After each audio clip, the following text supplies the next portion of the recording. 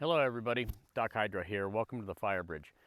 Today what I want to talk about deals with retardant and some potential issues that may come out of this lawsuit that the Forest Service employees for environmental ethics have with the U.S. Forest Service and their intended injunction that they want to get for not using retardant in drainages or near waterways, etc. I'm not going to get into too much detail over that, but one of the things that I want to talk about is some of the conversations through email that I've had with the Smoke Lab and how we can still use it and still be effective. And also I want to talk about the aspect that my experience deals with the movement of water, and specifically how to be effective with that. If you see behind me, I'm in an area to where there's nothing here. Typically this is the way it is in rural Nevada. Most of the time it's a 2-hour drive just to get water from point A to point B, and then you got the return time to go back and pick up water and bring it back. That can become problematic if you're like me, where there's one water tender for about 11 to 13 million acres worth of real estate in a particular district. So my specific job has always dealt with, again, the movement of water. I've never paid too much attention to retardant until a few years ago. And so there was a bit of a learning curve that I had to go through in terms of my self-education and research about what really goes on with retardant. Like many people, they think that when they see, like in this drainage where I'm at, if you start looking at the little perennial creek that we got flowing from the snow melt, and if we use this as a divider, and everything that is on that side is an advancing flame front, it's moving this direction, and we'll just say that, hey, we've got a fire burning over there, we're going to drop retardant along this side, but let's just assume for the moment that there's no water running through here. I just want you to have in your mind a picture that we're going to delineate between an advancing flame front and a heavy fuel loading concentration over here on this side. So if the fire's coming in, depending on the fuel type, the fuel loading and continuity, we've got a pretty heavy load, we'll say, and the fire's producing 2,000 BTU per square foot. Okay. If we drop retardant on this side, and we've got a line that goes all the way up as far as you can see, then that is what I call indirect. Because in my research, what has happened is that a lot of people, including myself, over the years, we've always thought that, some of us have always thought that we would drop retardant direct, meaning right on the active flame front. An individual that's a qualified air tech that I've talked to, we never drop it direct on active flame front. It's always indirect. Now, there's a couple of problems with this. And the one misconception is that people think that retardant absorbs a tremendous amount of heat. Retardant can't absorb heat. And the reason it can't absorb heat is because you're not dropping it on something generating heat to remove the heat in its process of absorption. Now, this in itself is not really a problem. Where the problem comes in is that, again, if the fire is advancing from over there, 100% of its heat energy is still being produced up to the point to where it makes contact with the retardant. At that point, due to the chemical nature of the retardant, it's a form of a reverse catalyst, if you will. In other words, it lowers the temperature to allow heat to penetrate through the retardant layer into the fuel bed for the purpose of pyrolysis and decomposition or composition at a lower temperature. The intended purpose is so that due to that reduced temperature, it allows the fuel to char and so therefore become less of a fire hazard / threat to the adjacent fuels. Okay, so now here's another problem with that. The only way to reduce heat is through the use of the moisture content that would be contained within that retardant. So, if we take a 3,000 gallon load of retardant and we subtract the concentrate amount from the water that's in it, we'll only have about 2,455 gallons of water left. Now, that would absorb about 22.9 million BTU worth if you were able to drop it on something directly to be able to transfer or carry away that heat before it hits something. However, if the fire is approaching, 100% of that heat is going to make impact with that retardant line. And due to the crisscross nature of the fuels in the natural wildland environment, not 100% coverage of the retardant is given, so therefore heat is allowed to penetrate into the uncoated areas and therefore start the active burning process on that side. You get enough of it, enough heat through enough of a line, it can burn through the retardant.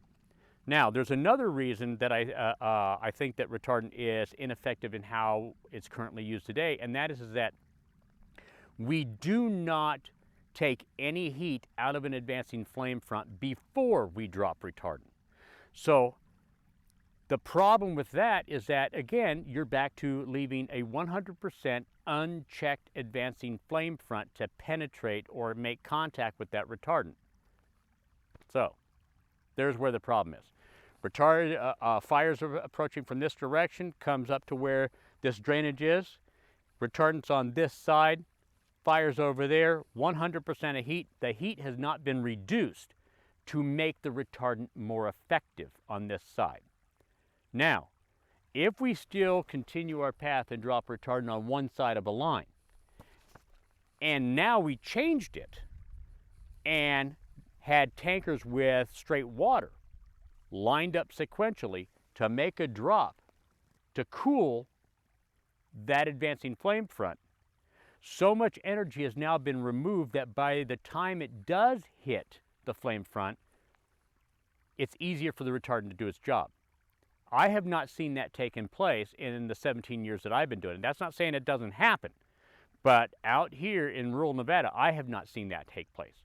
The folks that I have contacted, they have not seen that take place that way, and most of it is because we're under this misguided notion that water is completely ineffective. Well, the way that we use single load and return aircraft now, it would be ineffective because you're not able to drop as much cooling agent directly on an active flame sequentially to lower the heat so that by the time it hits that line, the fire retardant is more effective. So one way to solve that problem is, again, if we use this as our delineator, active fire, and you calculate how much heat you've got being generated on that side of the line, you then have to do what I call the right side of the equation. So the left side of the equation is determining through your fire behavior nomograms. You get a fire behavior analyst out there or a team of them and say, and have them tell you, okay, well, this is how much energy is happening, this is the slope, this is the fuel moisture, this is its rate of spread, this is the BTU per foot per second. So this is how much energy is coming at this point right here. That's the left side of the equation, but that's typically where it stops.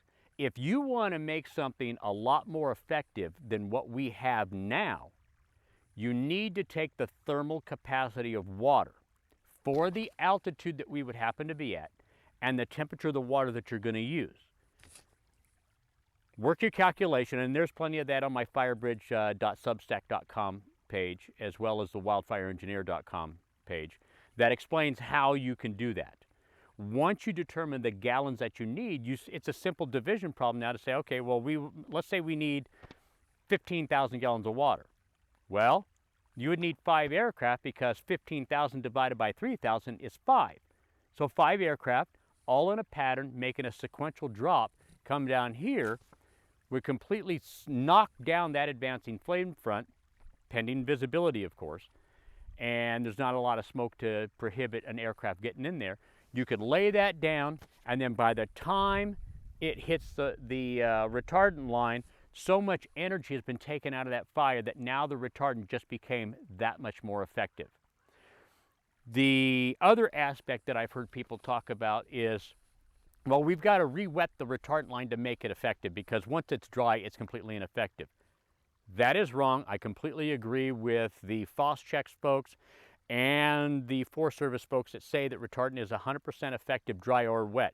That is absolute fact from the standpoint of it being a burn inhibitor or ignition inhibitor on the coated fuel. Again, what do we have? Crisscross fuel out there, and depending on where the retardant is layered, what the coverage level was, is going to determine how effective the burn inhibitor aspects are. So that's the one aspect on how we can make existing dry retardant more effective, because if you've taken the punch out with straight water to cool it, then what's left is your retardant. Okay, so now moving on to the next phase. The next aspect of making retardant and then taking advantage of the moisture in the retardant would be the same thing. Get your 5 aircraft, drop it, take the punch and the heat energy out of the fire, and then instantly where you drop the water, come back in with a load of retardant from another large air tanker and drop that on top of where you put the water. The combined burn inhibitor plus the moisture content is going to continue to cool and lay that down. Now, a third element of retardant being effective versus ineffective all comes down to where we're laying it. As you can see down here in the flats, there's a road right up over here where I came in and where I'm filming this right now. You can get engine crews up here. You could get hand crews in here. You could easily make that work. In areas to where you're way up there to where there is no engines, or it's just too rocky to get engines and buggies up there for crews, the delayed response of just using retardant alone with no cooling and then no engines for support makes your retardant that much less effective. Okay, so how does this play in with this lawsuit? Well, if we lose retardant, a lot of people are concerned that, oh, well, you know, we're never going to get a handle on fires. Well, we're not really able to do that now. You wouldn't be losing much other than the burn inhibitor aspects of the retardant. Now let's look at, for a moment, in my hand I've got some safety data sheets on the LC95, and then contained within the safety data sheet of the LC95 and the variants of the LC95, it talks about some things in there on page 2 that I thought was really interesting, because one of the byproducts that gets off gas from retardant is phosphoric acid and ammonia. Now, here's what it talks about this. Firefighting measures.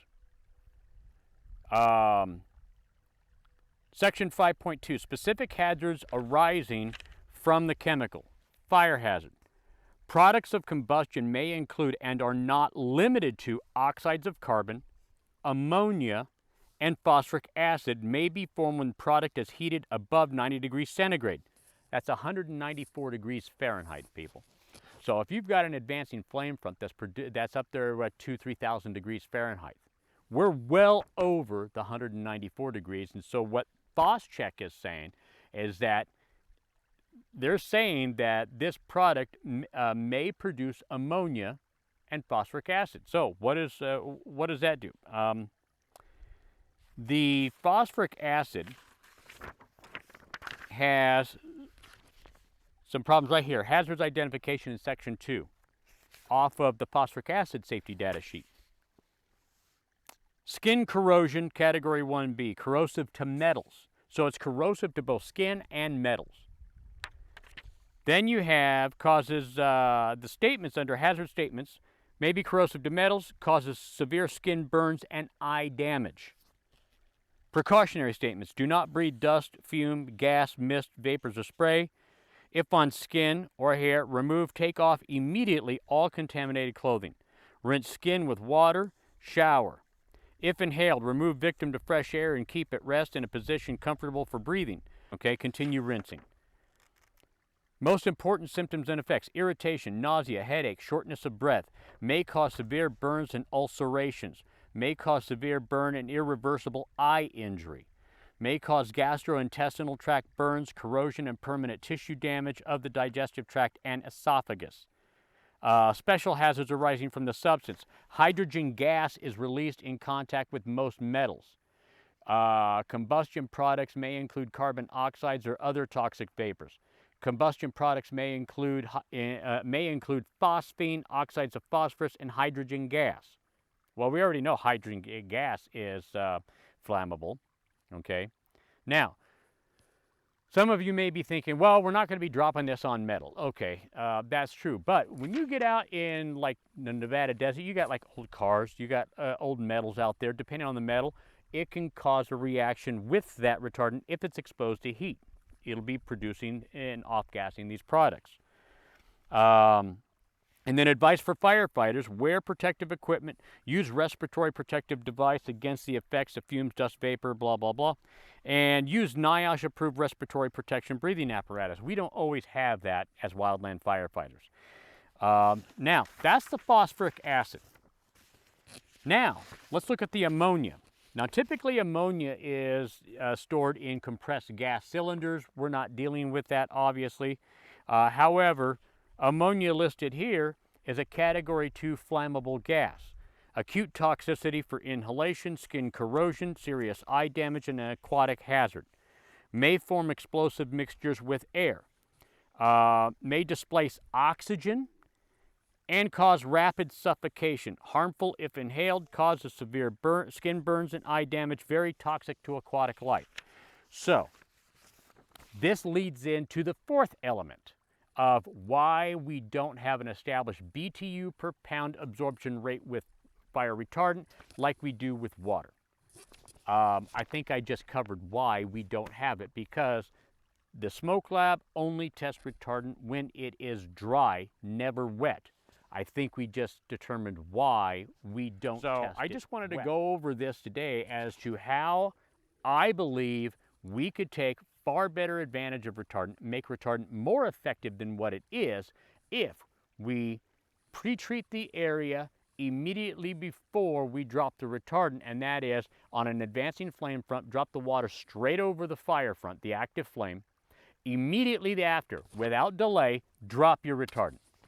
If you do that, you just made retardant probably, I don't know how you would quantify a percentage of it, but I would say probably a dozen times more effective than what it currently is now without a cooling agent.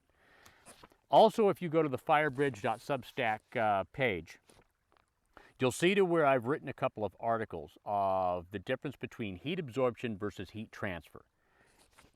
In brevity, heat absorption means that we're going to apply a cooling agent, water, directly over a heat-producing element. In that case, that heat-producing element is our active fire. If we drop water right over the top of that, we render the fire less intense because we're taking heat from it and it's being absorbed into the water. If we don't apply water, the cooling agent, and we just apply retardant indirect, we have not taken any heat energy from that fire, and 100% of that is being transferred through a thin layer into the fuels. Now, if we drop a coverage level of, I want to say it's 6, which is about a 3/32 of an inch thick layer of retardant. To give you an idea what that is, here's the Cascade Fire Slide Rule. Everybody's familiar with these. If you take the Cascade Slide Rule and you turn it on its end, the thickness of that is 3/32. So, comparatively, that would be the material in thickness that would be trying to stop hundreds of millions of BTUs from being transmitted into fuel without a reduction in heat on the other side.